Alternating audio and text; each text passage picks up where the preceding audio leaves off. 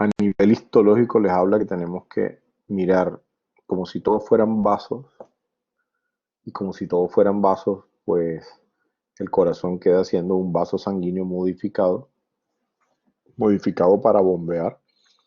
Y entonces como está modificado para bombear, pues tiene algunas estructuras internas que le permiten hacer como especie de dos máquinas bombeadoras al tiempo.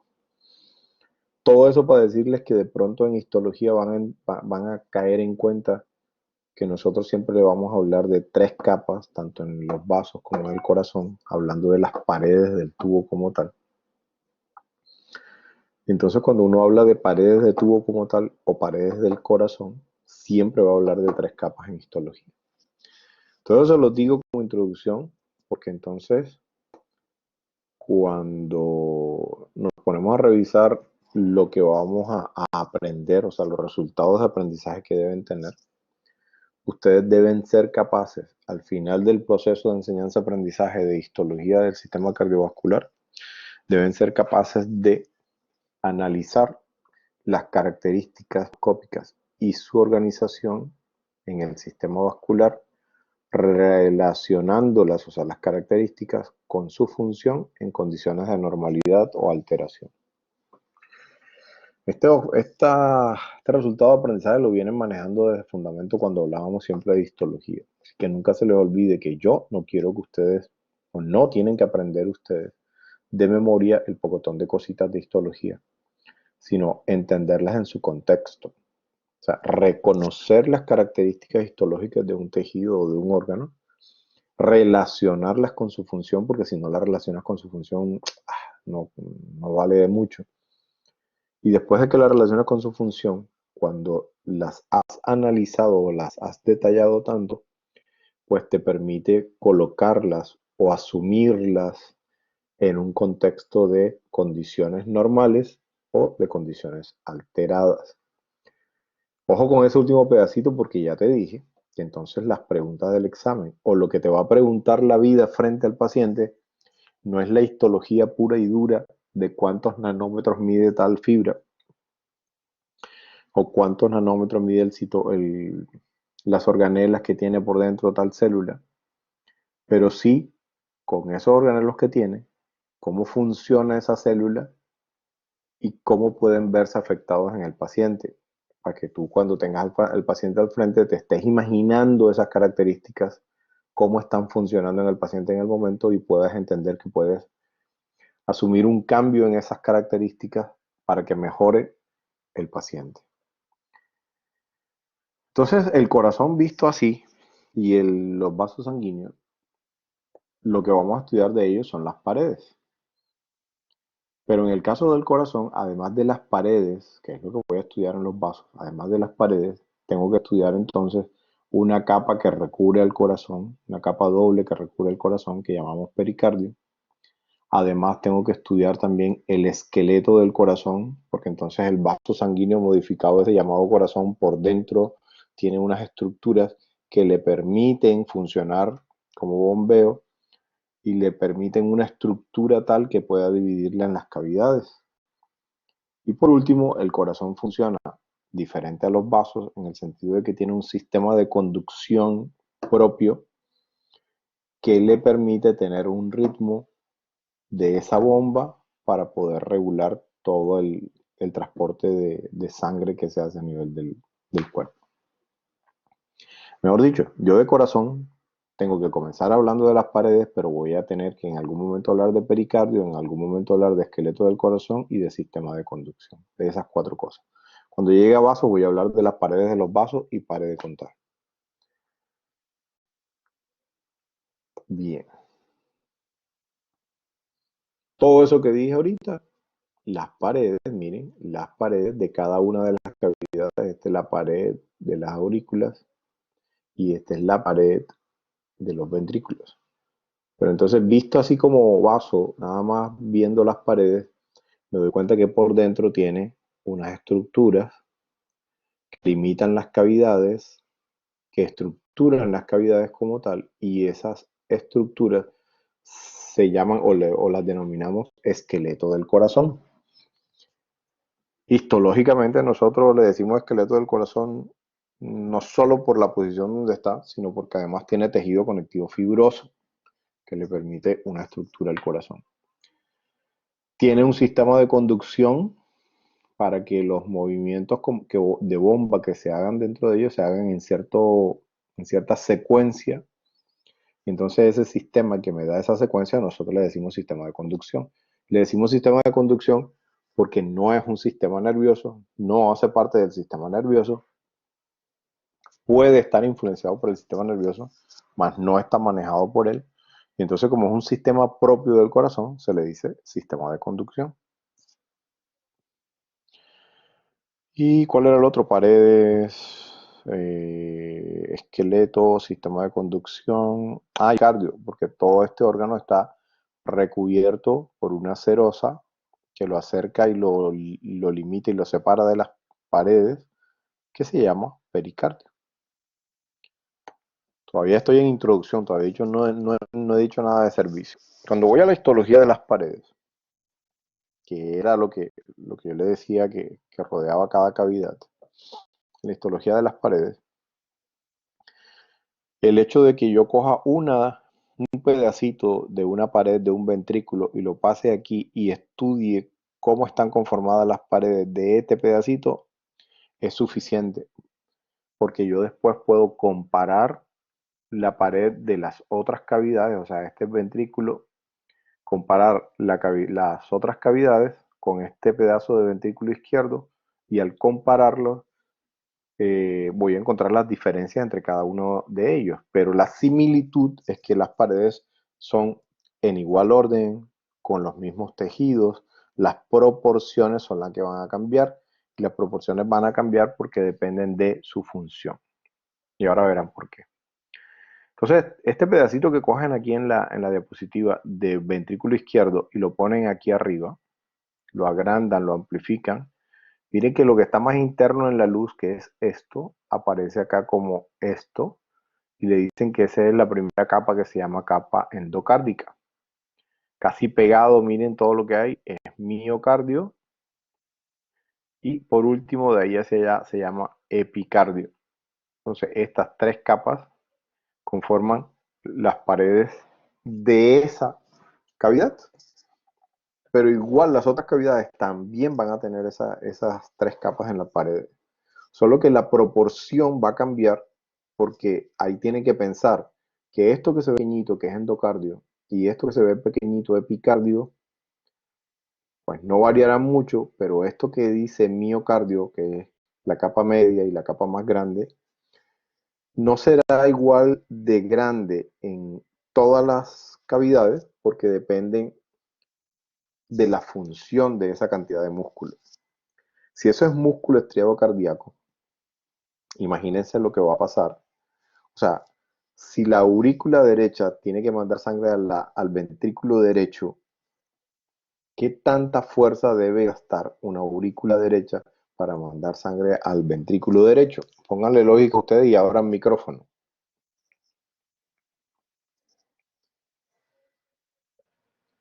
Muy poca. ¿Cierto? Relativamente muy poco y sobre todo si uno lo compara con qué tiene que hacer el ventrículo izquierdo que sacamos aquí a mayor aumento. Ese ventrículo izquierdo, ¿hasta dónde tiene que mandar la sangre?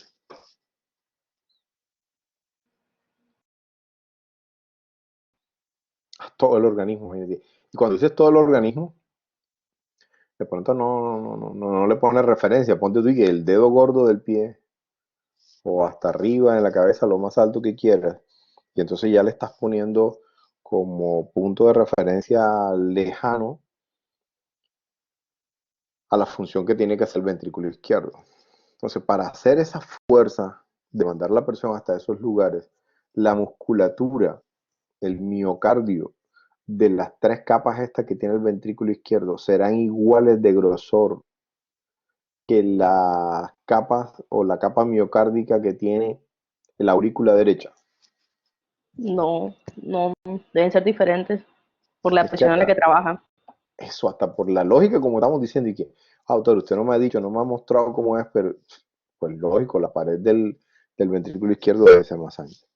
Ustedes no han visto laboratorio de anatomía todavía, ¿verdad?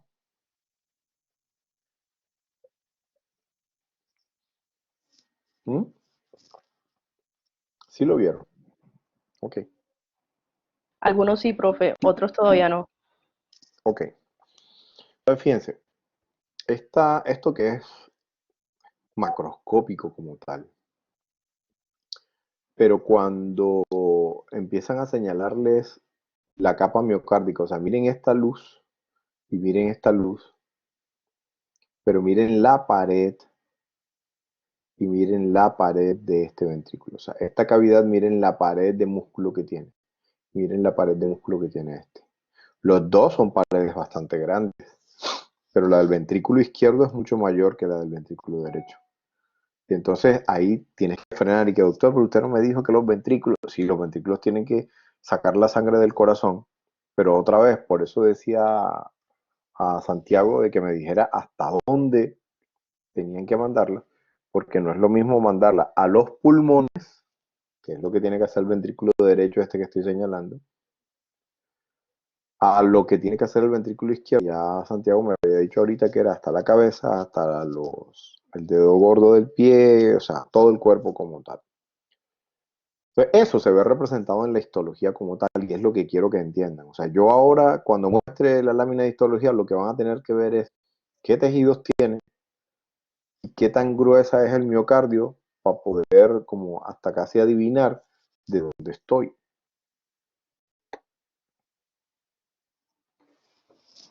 Entonces, fíjense eso. Acuérdense que esto es histología, esto es microscópico y entonces tú ves aquí endocardio, ves miocardio y ves epicardio.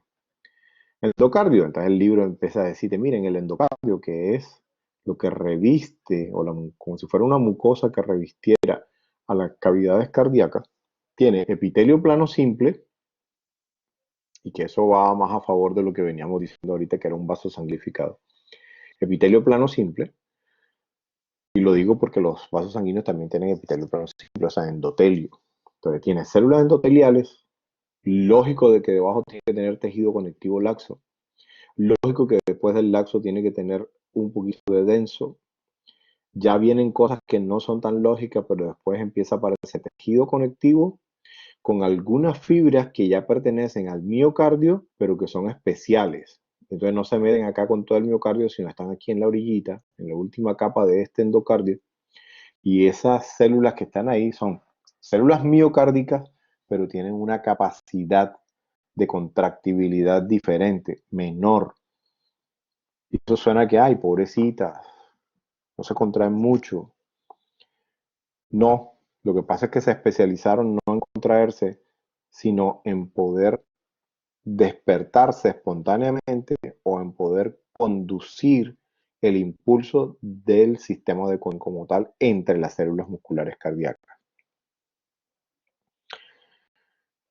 Yo voy por endocardio, dije cómo está formado, ahorita lo volvemos a ver en otra placa. Este es miocardio y este es epicardio. Pero antes de seguir con la descripción, yo quiero comparar antes de irme para allá. Porque miren este miocardio, que a ustedes le parece grande y que, tiene grande, pero esto es la aurícula. Y entonces ya imagínense cómo se va un ventrículo. Miren, esto es el endocardio de un ventrículo y ahí no se ve completo el miocardio. O sea que es mucho más grande. O miren aquí, miren este pocotón de miocardio. Que ya aquí no debo estar en aurícula, seguramente estoy en ventrículo, mucha capa miocárdica. Y eso es coherente con lo que decíamos ahorita de la imagen donde estaba ventrículo derecho y ventrículo izquierdo.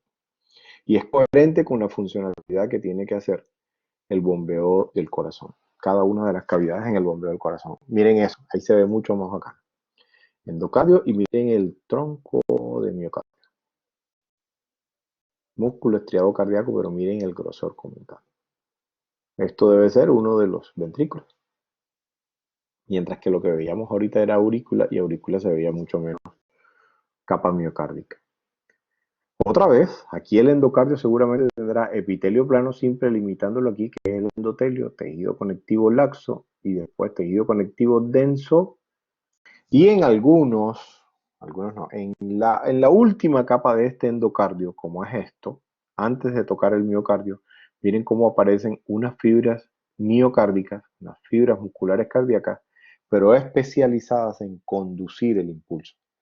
Cuando digo especializadas en conducir el impulso, estoy hablando de el sistema de Purkinje, del sistema de conducción, las fibras de Purkinje como tal. Parte del sistema de conducción. Cuéntame, Andrés.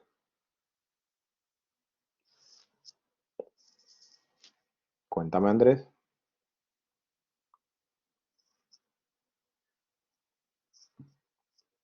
Aló, profe, ¿me escucha? Sí, ahora sí.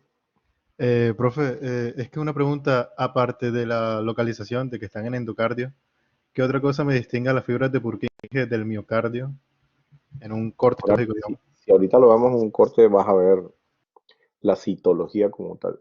Como ellas no Mm, tienen tantas miofibrillas, o tienen menor proporción de miofibrillas y mayor cantidad de mitocondria, de otros tipos de estructuras, dan una coloración más rosadita y son más anchas, pero no tienen esa estructura de miofibrillas que tienen las musculares cardíacas. ok, listo, gracias. Gabriel, eh, las células de Purkinje, que son parte del sistema de conducción, van pasando por una capa que se llama capa subendocárdica, que es esto que está aquí, que es una capa que se considera que es del endocardio. Sin embargo, son células miocárdicas, son células musculares cardíacas, solo que están especializadas en conducir. Bryce, cuéntame. Profe, esas células de Purkinje se encuentran solamente en el endocardio de los ventrículos. Ok, sí, originalmente Purkinje cuando las encontró en los ventrículos. Lo que pasa es que nosotros de arbitrarios a veces mencionamos las fibras de Purkinje como si estuviera hablando de las fibras del sistema de conducción del corazón, como si todas fueran fibras de Purkinje. Y las que Purkinje encontró son unas fibras que están en los ventrículos, que son parte del sistema de conducción también, pero tienen, además de la especialización de conducir, tienen la posibilidad de despertarse espontáneamente de 10 a 20 latidos por minuto. Entonces sí, serían diferentes, sino que yo las estoy utilizando como si fueran en cualquier lado. En este caso sí son fibras de Purkinje porque yo estoy en el ventrículo. Y por eso aquí te las está señalando como fibras de Purkinje. Solo que si estuviera en la aurícula, viera este mismo tipo de células, pero ya no se llamarían fibras de Purkinje. Hacen parte del sistema de conducción, pero no son las que descubrió Purkinje.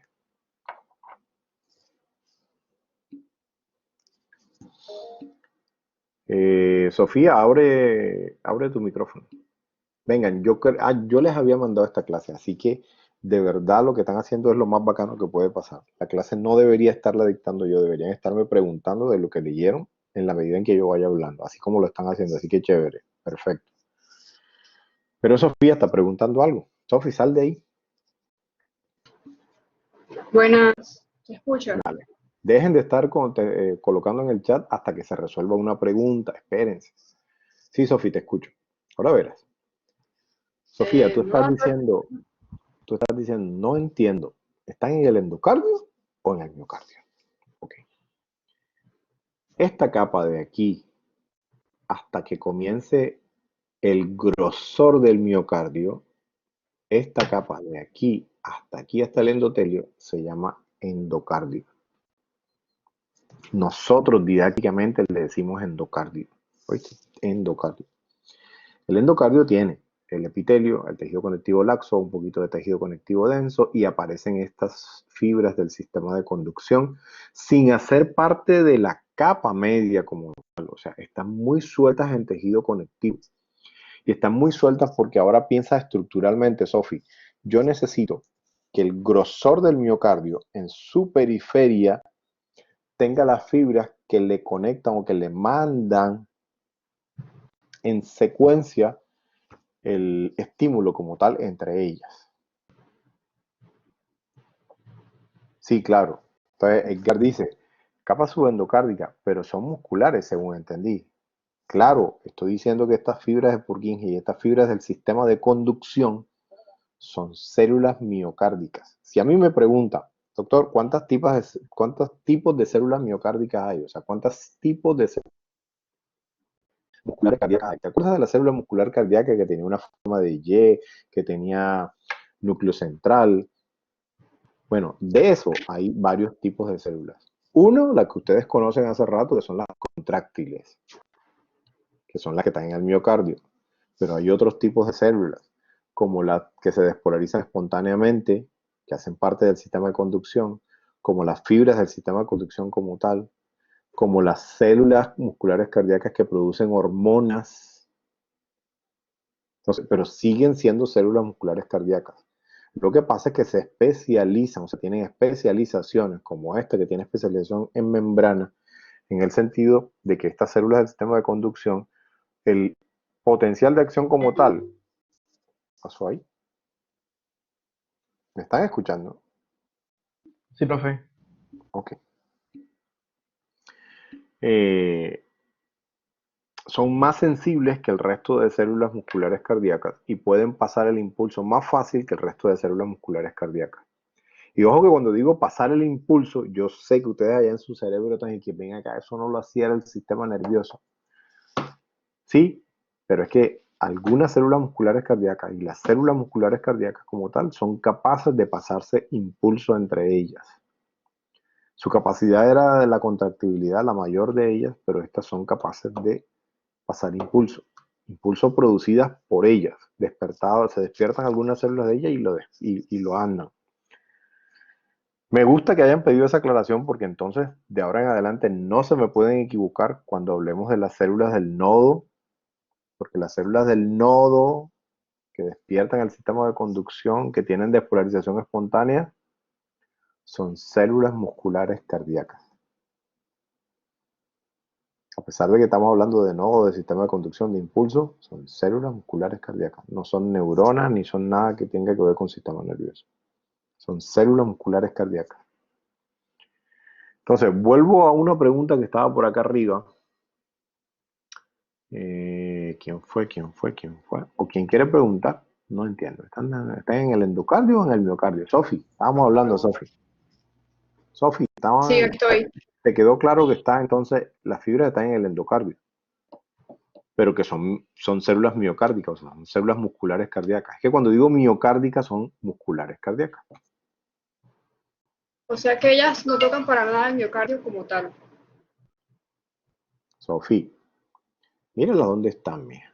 Mírala. Así tú les veas espacio aquí, estoy seguro que esas células se conectan entre ellas y se conectan con las primeras que aparecen por aquí, cada una de ellas. Y entonces el impulso que ellas traen del sistema de conducción la van pasando al resto de grupos de células musculares del miocardio, como si fuera la periferia del miocardio. Entiéndeme Ok. que aquí los que te enredan somos nosotros los histólogos, porque entonces vienen y dicen, de aquí hasta aquí es endocardio y de aquí para allá es miocardio. Si tú miras, o sea, bueno, es que ustedes no van a alcanzar a ver anatomía con el corazón de res y todo el cuento. Pero es que el tal endocardio que yo te digo es simplemente tejido conectivo que está aquí con endotelio que limita a la capa miocárdica. Pero tú vas y tocas el corazón y esa vaina es puro miocardio con un bordecito de epitelio y de tejido conectivo por lado y lado, al cual yo le digo endocardio aquí y cuando vaya al otro lado que es en la periferia le voy a decir epicardio. Y para rematar, óyeme bien, el tejido conectivo que tiene el endocardio, aquí desde la capa subendocárdica, no tiene ningún límite que lo separe de este tejido conectivo que está dentro del músculo. ¿Te acuerdas que los músculos están conjugados con tejido conectivo? ¿Te acuerdas cuando en fundamento algún profesor te decía, y en tercero también, que los tejidos musculares son tejidos combinados? O sea que son células musculares, pero necesitan de tejido conectivo para convivir. En este caso, este músculo cardíaco tiene, en estos espacios, tiene tejido conectivo. Y ese tejido conectivo, ¿sabes qué pasa? Se conecta con este tejido conectivo del endocardio. Por eso te digo que no es separable una capa de otra, están entrelazaditas. Y Bracy pregunta, ¿las células musculares cardíacas modificadas de los nódulos también están en el endocardio? También están en la capa subendocárdica como tal. Sí, ¿eso te asusta? ¿Eso cambia en algo? Yo creo que hay una lámina en histología gay que la muestra, y que la muestra así, más periférica que otra cosa. A ver, entonces hasta ahí voy por endocardio y miocardio. Y comparé una cavidad con la otra cavidad, y aquí se ve también comparación entre cavidad y cavidad, porque esto que está acá arriba es pared de aurícula y esto que está acá abajo es pared de ventrículo, y se nota la diferencia. Ebrahim, profe, no sé si estoy viendo mal, pero el endocardio disminuye cuando aumenta el miocardio. Vamos a jugar a proporciones, Ebrahim. Eso de que disminuye o aumenta es muy de acuerdo a proporciones. En los ventrículos, cuando tú ves el pocotón de músculo, entonces parece que el tejido conectivo que está en el endocardio parece que fuera menor, pero es proporcionalmente. O sea, piensa que la diferencia entre las capas está en el miocardio, en el del miocardio. Y entonces eso hace que las capas endocárdicas se vean más o menos de acuerdo a la cavidad, pero es más por la proporción de miocardio que se ve. O sea, de pronto endocardio y epicardio son iguales, pero cuando tú cambias el grosor del miocardio, mira, el grosor del miocardio hace que veas diferente la proporción de endocardio y de epicardio que tenga el tejido. Dale. Entonces, ahorita alguien, cuando yo le dije que se había entendido, me devolvió una, no respuesta, sino me devolvió, no pregunta, sino me devolvió una respuesta que dijo, o sea que. Yo quisiera escuchar mucho, o sea que, Mapi, o sea que el tamaño del miocardio es proporcional a la función que cumple. Espectacular, María del Pilar, ¿no? Ya te ganaste, mejor dicho. Te ganaste como 0.0000005 de una pregunta. No, mentira. Mentira, mira. Está muy bien lo que pensaste. O sea, resumiste lo que yo di tanta vuelta para decir, porque dijiste el tamaño del miocardio es proporcional a la función que cumple. Es más, Mapi, mira lo que va a pasar. Que ahora yo te voy a decir, el día que el miocardio necesite funcionar más todavía, o sea, necesite esforzarse más, y vete para alteraciones, que todavía no hemos llegado allá, pero llegarás a alteraciones en que Hugo Corrales o alguien te va a decir que el paciente requiere que el corazón haga más fuerza. Cuando haga más fuerza, seguramente el corazón, como tiene células musculares, y las células musculares en fundamento tú aprendiste que tenían una capacidad, sobre todo las estriadas esqueléticas y las cardíacas, de hacer hipertrofia como adaptación medular, como adaptación celular. Esa adaptación celular la lleva a que el músculo como tal, el miocardio como tal, aumente. Y entonces iría con la premisa que tú dijiste, o sea que el tamaño del miocardio es proporcional a la función que cumple. Si necesita hacer una función de mayor contracción, de mayor esfuerzo, seguramente el músculo va a intentar hacer hipertrofia. Entonces tú puedes, Richel, no necesariamente cardiomegalia. O sea, sí cardiomegalia por la hipertrofia, pero ojo que otras cosas también te dan cardiomegalia, como la dilatación de la cavidad, sin necesidad de que haya tanta hipertrofia. Y algunas, peor, algunas te dan hipertrofia y dilatación de la cavidad. Pero entonces sí, es proporcional. Entonces ya yo debo ir pensando, dime situaciones normales en las cuales el corazón deba crecer, en el cardio deba ser más grueso. Y dime situaciones anormales. Un deportista de alto rendimiento, eso me parece que algún profesor por allá en fundamento les dijo. Sí, tienen que pensar otra vez en Usain Bolt, como les puse yo algún día de ejemplo. En ver a Usain Bolt correr 100 metros y después tomarle el pulso y el bendito tenga 89, después de correr los 100 metros planos. Porque su corazón se ha hipertrofiado tanto que ahora con una pequeña contracción manda la sangre donde a ti te cuesta mucho más trabajo. Sería fisiológica, y fisiológica porque eso no, o sea, se le fue poniendo esfuerzo, se le fue entrenando para que él hiciera eso. No fue por maldad, no fue por alteración, no fue por patología. Pero hay enfermedades que sí toca luchar contra la corriente, por decir así, y entonces termina causando una hipertrofia. Una persona con una presión baja crónica. No entiendo, Ana Victoria, aunque tú todavía no creo que pueda entender porque no han visto el resto de cardiovascular. Déjala ahí como en duda, pero no entiendo cómo lo haría.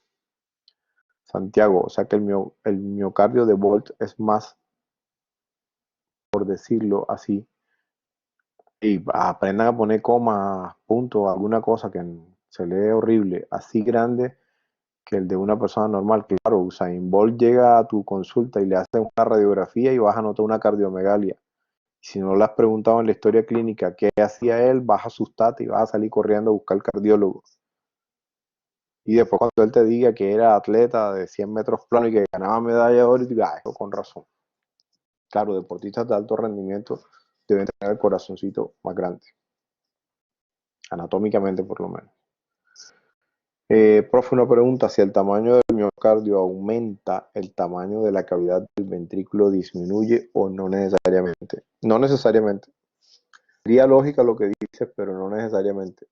Porque entonces ahora que llegues con Hugo Corrales, te va a hablar de no solamente de la fuerza que ejerce el corazón, sino de la resistencia que oponen los vasos y otros factores. Entonces, ya depende de cómo responden el resto de factores. Un obeso podría hacer hipertrofia cardíaca. Lucía Cortés, abre el micrófono y dime por qué piensas tú eso. Aunque no estamos por allá, o sea, ojo que se están metiendo con fisiología, estamos en histología. Está bien como aplicación lo que dije, pero ya de ahí para allá les va a costar porque no tienen todavía todos los factores de los cuales depende esto.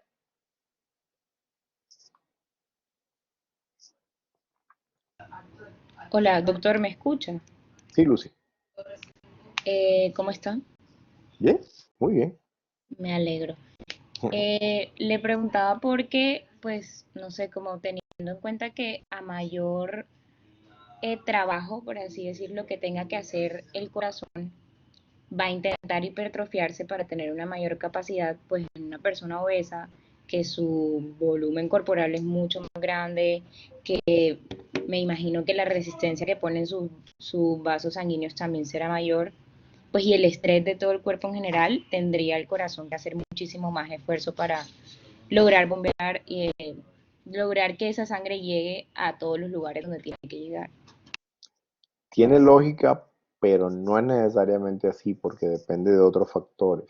La resistencia vascular, la misma viscosidad de la sangre. Cuando tú hablas de volumen, el volumen no es muscular, el volumen es graso. O sea, tiene lógica y puede que tenga una hipertrofia cardíaca porque tenga otros factores que ayuden a que sí se produzca la hipertrofia cardíaca.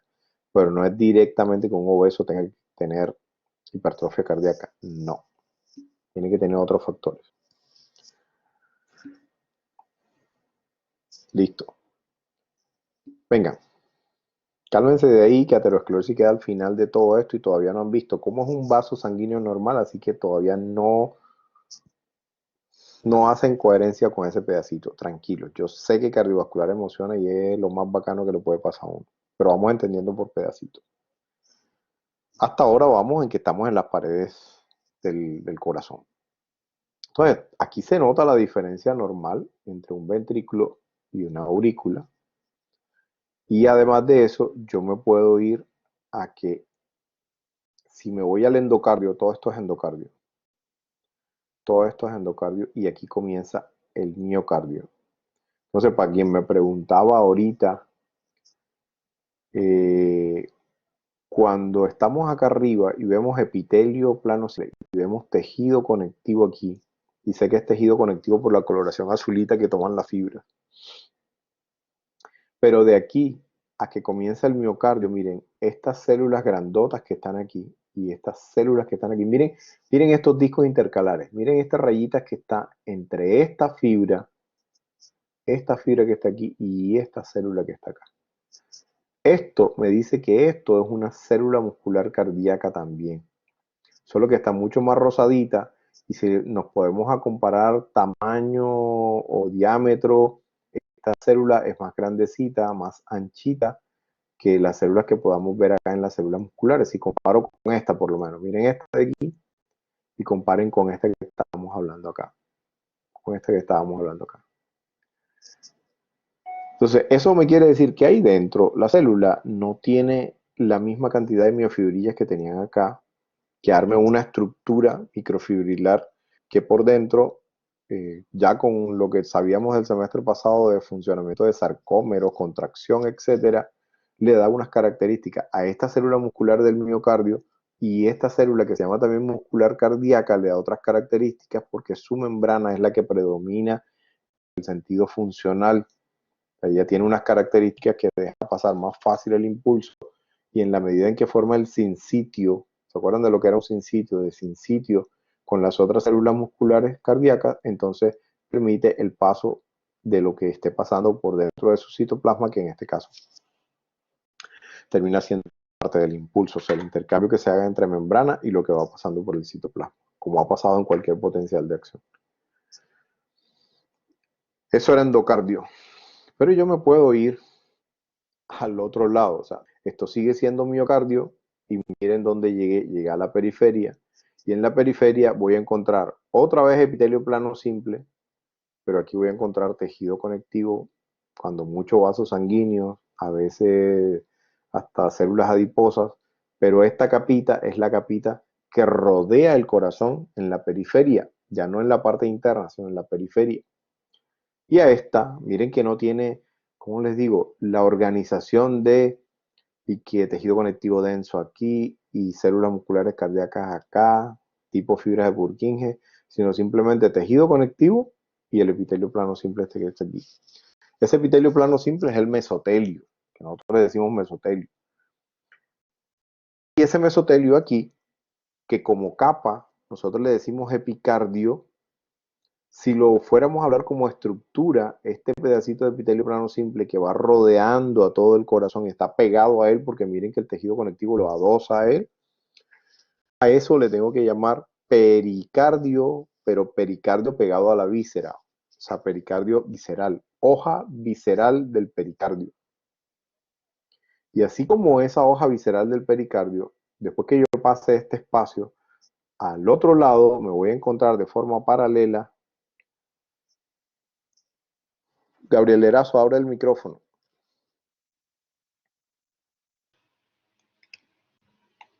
Buenas. Hola. Dime cuáles son los mesotelios que hay en el cuerpo. Eso lo saben desde fundamento. Eh,